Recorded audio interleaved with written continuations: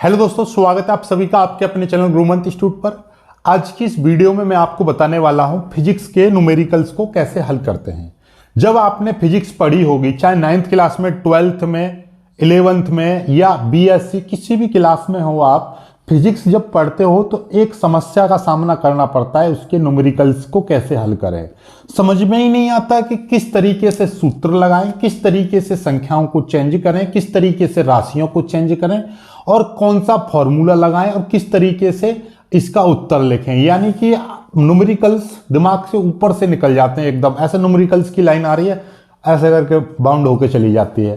तो उसको किस तरीके से आप अपनी इस प्रॉब्लम को सॉर्ट आउट कर सकते हो और न्यूमेरिकल्स में किस तरीके से अच्छे नंबर ला सकते हो। बोर्ड का सीजन चल रहा है, बोर्ड के एग्जाम आने वाले हैं, तो आपके लिए बेहद ही खूबसूरत और इम्पोर्टेंट वीडियो होगा। हर एक पॉइंट को समझेंगे और साथ में ये जितनी भी लिखी हुई हैं भौतिक राशियां, इनके मात्रक, इनको किस तरीके से यूज में लाना है न्यूमेरिकल्स में, वो सारी चीज मैं आपको बताऊंगा। इनके फॉर्मूले भी आपको बताऊंगा। ओके, चलिए तो स्टार्ट करते हैं। सबसे पहले हम समझते हैं फिजिक्स के आंकिक प्रश्न, यानी भौतिक विज्ञान के आंकिक प्रश्न को हल करने के लिए किन किन बातों का आपको मुख्य रूप से ध्यान में रखना है। मुख्य ऐसा समझिएगा, 6 बातें हैं, 6 बातों को आपने फुलफिल कर दिया तो न्यूमेरिकल्स का पूरा आपको नंबर मिलेगा, एक नंबर भी आपसे कटेगा नहीं। कैसे, क्या क्या चीज आपको करनी होती है। सबसे पहले आपको क्या करना है, सवाल को अच्छे से पढ़ना है। जब सवाल को अच्छे से पढ़ लोगे तो पहला पॉइंट आपका निकल कर आता है। जब फिजिक्स के न्यूमेरिकल आपको, जो भी आपको न्यूमेरिकल्स दे रखा है, उसको सबसे पहले अच्छे से पढ़ो और उसमें से ये छांटो कि क्या दिया है सवाल में। सवाल में क्या चीज आपको दे रखी है, पहले ये डिसाइड करो, ये निर्धारित करो, ये देखो। ये कहां से पता चलेगा क्या क्या चीज दे रखी है सवाल में? सवाल को पढ़ने से ये सारी चीज आपको पता चलेगी। बिना पढ़े कुछ नहीं पता चलेगा, ठीक है। और पढ़ने के साथ साथ ये भी देखो कि संख्याएं कहां कहां पर हैं सवाल में। सवाल में संख्याएं कहां कहां पर हैं। जैसे मेरे पास में एक संख्या है, जैसे एक सवाल है, 8 माइक्रोकूलाम से 3 सेंटीमीटर दूरी पर वैद्युत क्षेत्र ज्ञात करो। तो ये 8 कूलाम, ये 8 कूलाम क्या है? कूलाम किस राशि का मात्रक है?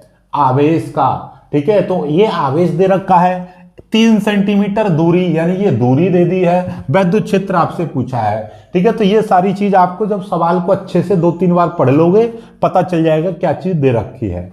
दूसरा पॉइंट आता है आपको सही मात्रकों में बदलना। यानी कुछ राशियां ऐसी होती हैं जिनको हमें बदलना होता है। जैसे आपको मैं बताऊं, देखिएगा ये सवाल है, पहले मैं यहीं से आपको स्टार्ट करूं तो देखिएगा इसमें क्या चीज दे रखी है, ध्यान से समझो। दिया क्या है, हमने सवाल पढ़ा 8 माइक्रोकूलाम, यानी कि ये आवेश आपको दे रखा है। कितना दे रखा है आवेश? आवेश को हम Q से प्रदर्शित करते हैं और ये दे रखा है 8 माइक्रोकूलाम, ठीक है। अब ये चीज तो हमको पता चल गई कि ये 8 माइक्रोकूलाम दे रखा है। क्या आवेश का मात्रक माइक्रोकूलाम होता है? बिल्कुल नहीं। आवेश का एमकेएस पद्धति में मात्रक कूलाम होता है। कभी भी फिजिक्स के सवालों को हल करेंगे तो मात्रक सदैव हम एमकेएस पद्धति का लेंगे। किसका? एमकेएस पद्धति। और एमकेएस पद्धति में यानी कि नॉर्मल साधारण मात्रक लेंगे और साधारण मात्रक आवेश का कूलाम होता है। इसलिए ये माइक्रोन को हम बदलेंगे तो 8 गुणा इस माइक्रोन की जगह पर -6 लगा देंगे, ये कूलाम हो गया। सी का मतलब कूलाम। तो अब ये सही हो गया। ऐसे यहां पर ये दूरी दे रखी है, दूरी यानी कि आर दे रखा है आपको 3 सेंटीमीटर। तो दूरी का मात्रक सेंटीमीटर नहीं होता, दूरी का मात्रक, साधारण मात्रक दूरी का मीटर होता है। तो इसलिए हमको ये मीटर में बदलना पड़ेगा। सेंटीमीटर से मीटर बनाने के लिए हम क्या करते हैं, 10 की पावर -2 से मल्टीप्लाई कर देंगे। अब ये मीटर में हो गया, देख लो। तो यानी कि राशियों को सही मात्रकों में बदलना बेहद इंपॉर्टेंट रहता है। यदि मात्रकों को आप नहीं बदलोगे तो सवाल आपका सही नहीं होगा, ठीक है। तो दूसरा काम क्या करना है, सभी राशियों को देख लो कि आपके मात्रक सही मात्रकों में है या नहीं। नहीं है तो उनको चेंज कर दो, ठीक है। सवाल में क्या पूछा है, क्या पूछा है? इसमें वैद्युत क्षेत्र आपसे पूछा है, यानी कि वैद्युत क्षेत्र की तीव्रता आपसे पूछी है, यानी ई आपसे पूछा है, ठीक है। आपको क्या करना है, तीसरा पॉइंट ये छांटो कि क्या चीज आपसे पूछी है सवाल में। जब तक आपको ये नहीं पता होगा क्या पूछा है तो क्या फॉर्मूला लगाओगे, किस तरीके से आप निकालोगे सवाल को, ठीक है, तो ये जरूरी है। फिर इसके बाद में क्या है, सही सूत्र का लगाना। सही सूत्र का लगाना मतलब समझिएगा कि विद्युत क्षेत्र की तीव्रता के देखिए कितने सारे फॉर्मूले होते हैं। एक F/Q होता है, एक किसी बिंदु आवेश के कारण विद्युत क्षेत्र की तीव्रता का 1/4πε0 Q/r² होता है, एक E बराबर 1/4πε0 2p/r³ होता है, एक E बराबर 1/4πε0 p/r³ होता है, एक क्या होता है QE बराबर mg होता है, ठीक है। तो ऐसे बहुत सारे, एक E बराबर V/d होता है। ऐसे E के बहुत सारे, यानी विद्युत क्षेत्र की तीव्रता के अलग अलग जगह पर अलग अलग फॉर्मूले होते हैं। अब आपको इनमें से कौन सा फॉर्मूला लगाना है, तो ये इसीलिए लगाया मैं, सही सूत्र को लगाना है, सही सूत्र का लगाना। सही सूत्र लगाओ और सही आंसर पाओ। सही सूत्र कहां से पता चलेगा, पहले आप ये देखो कि सवाल में आपके पास में क्या क्या चीज अवेलेबल हैं। ऐसे समझ लो कि आप जंगल में फंस गए हो और आपके पास जो भी संसाधन है उन्हीं से आपको अपने जीवन का यापन करना है, उन्हीं से आपको अपनी जान बचानी है, ठीक है। अब वहां पे अब गए हो आप, क्या है, 2 मैगी के पैकेट लेकर, हैं, और आपको क्या गैस चूल्हा कुछ भी नहीं ले गए, तो उनको बनाओगे कहां पर, कहीं पर ना कच्ची खानी पड़ेंगी यदि उसमें समुद्र में फंस गए तो, ठीक है। तो उसी तरीके से जंगल में फंस जाओगे तो आप जो भी आपके पास चीज है उसी का इस्तेमाल करना पड़ेगा। ठीक उसी प्रकार से जो भी आपको दे रखा है, ये जंगल है, आप फंस गए, आप ये Q और R दे रखा है, तो आप ये देखिए Q और R इस वाले पूर्व में आ रहे हैं, ये वाला, तो यही फॉर्मूला लगेगा और तो कोई लग नहीं पाएगा। तो इसलिए जो फॉर्मूला है उसी का हम इस्तेमाल करेंगे। तो सही सूत्र क्या है, 1/4πε0 Q/r², ये है, ठीक है। चलिएगा, अब हमें ये सही सूत्र, अब सही कैलकुलेशन मान रखकर सही कैलकुलेशन करनी है। सही कैलकुलेशन का मतलब क्या है, सीधे सीधे ये जो चीज है आपकी 9 × 10⁻9 हो गया, गुणा ये Q का मान कितना है 8 × 10⁻6 हो गया, R² यानी कि ये है 3 × 10⁻2, इसका हम स्क्वायर कर देंगे। तो ये कितना है देखिएगा, ये 9 × 8 यानी कि संख्या को एक साथ ले लो, 10⁻9 है ये, और 9 में से 6 चले जाएंगे तो 10⁻3 बचेंगे, प्लस के नीचे स्क्वायर करेंगे, सॉरी ये 8 है, एक 8 होगा, 9 × 8, ये 3 तिया 9 हो जाएगा, गुणा 10⁻, इसका स्क्वायर करेंगे माइनस के 4 हो जाएगा, 9 से ये 9 कट जाएगा, 4 ऊपर जाएगा, तो ये हो जाएंगे 8 × 10�7, इतना, ठीक है। ये कैलकुलेशन कर दी हमने, कैलकुलेशन। अब कैलकुलेशन हड़बड़ी में स्टूडेंट यहीं पर गलती करता है, हड़बड़ी में यहीं पर छोड़ देता, आंसर लिख देगा इसके पीछे, बस है, हम लोग यही करते आए हैं, लेकिन ऐसा नहीं करना है। अभी आपका छठा पॉइंट भी रह गया है कि उत्तर आप मात्रक के साथ लिखो, यानी कि आपने क्या निकालना है, विद्युत क्षेत्र की तीव्रता निकालनी है, तो यहां पर आपका न्यूटन प्रति कूलाम जरूर लगाना है, ठीक है। तो ये आपका पूरे क्या है, कैलकुलेशन करने से लेकर हर चीज आपको बता दी। बड़ी बड़ी कैलकुलेशन को कैसे आसान करोगे उसके लिए अलग से बताऊंगा। फिलहाल मैं आपको कुछ भौतिक राशियों के मात्रक आपको बता दे रहा हूं, उनके सूत्र आपको बता दे रहा हूं, ताकि आपके कैलकुलेशन में आसान रहेंगे, ठीक है, आसानी कर देंगे। ये क्या है आपके, देखिएगा, आपको ये सारी चीज समझ में आ गई होंगी। अब देखिएगा, ये यहां पर लिखी हुई है कुछ भौतिक राशियां, इनको मैं समझाता हूं, इनके प्रतीक क्या क्या होते हैं और इनका सूत्र क्या होता है, मात्रक क्या होता है। लंबाई L होती है और इसका जो मात्रक होता है भैया वो मीटर होता है, ठीक है। ये चौड़ाई को हम B से प्रदर्शित करेंगे, यानी ब्रेथ, और इसका मात्रक भी मीटर होता है, ठीक है। क्षेत्रफल को हम A से प्रदर्शित करते हैं और A बराबर लंबाई गुणा चौड़ाई होता है और इसका जो मात्रक होता है वो मीटर स्क्वायर होता है। आयतन को हम V से प्रदर्शित करते हैं, लंबाई गुणा चौड़ाई गुणा ऊंचाई भी आती है और इसका जो मात्रक होता है वो मीटर क्यूब होता है। चाल को हम V से प्रदर्शित करते हैं और ये क्या होता है, दूरी बट्टे समय होता है और इसका मात्रक क्या होता है, मीटर प्रति सेकंड इसका मात्रक होता है, ठीक है। अब इसका वेग हम इसी तरीके से v बराबर ये s वेक्टर लिख देंगे, तो ये दूरी है, ये विस्थापन, s वेक्टर मतलब विस्थापन, ये हो जाएगा t, तो इसका मात्रक भी सेम रहता है, मीटर प्रति सेकंड, ठीक है। ये त्वरण को हम a से प्रदर्शित करते हैं, इसको मैं dv/dt लिख सकता हूं। यह d का मतलब परिवर्तन, वेग में परिवर्तन बट्टे समय में परिवर्तन, यानी वेग परिवर्तन बट्टे समय अंतराल को हम बोलते हैं क्या, मीटर प्रति सेकंड स्क्वायर, और ये इसका मात्रक हो गया ये dv/dt। वेग में परिवर्तन बट्टे समय में परिवर्तन, ये कहलाता है आपका क्या, त्वरण। वैसे चाहो तो हम इसको वेक्टर रूप में लिखेंगे तो ज्यादा बेटर रहेगा, ठीक है। चलिएगा, ये आ जाता है बल।